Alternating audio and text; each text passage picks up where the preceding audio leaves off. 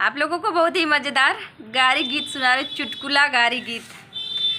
कि महाराजा ने मुझकी समधी 60 की उमरिया में, महाराजा ने मुझकी समधी 60 की उमरिया में, कुछ के ज्ञान नहीं के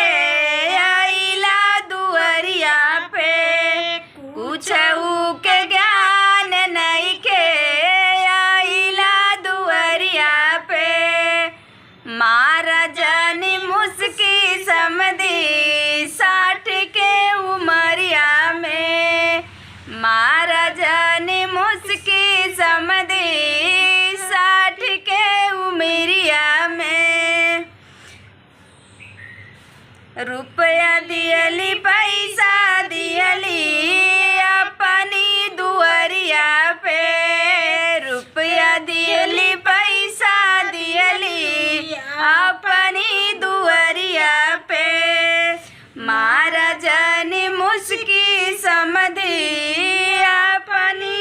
60 के उमरिया में, महाराजा ने मुझकी समधी 60 के उमरिया में, बड़का पड़ुआ दियली समाधिन छिनरिया के,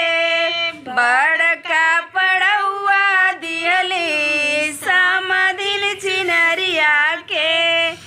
महाराजा ने मुझकी समधी 60 के उमरिया में, महाराजा ने मुझकी समधी 60 के उमरिया में,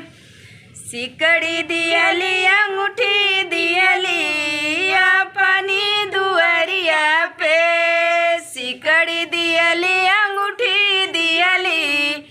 अपनी दुअरिया पे, गजब के लवंडा दियली तू हरी बहिनिया के, गजब के लवंडा दियली तू हरी बहिनिया के,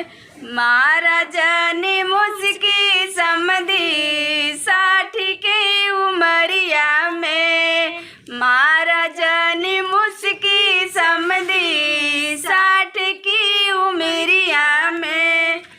गजब के लवंडा दियली तू हरी बहिनिया के, गजब के लवंडा दियली तू हरी बहिनिया के, महाराजा ने मुझकी समधी 60 की उमरिया में, महाराजा ने मुझकी समधी 60 की उमरिया में। आप लोग बताइएगा गारी गीत कैसे है।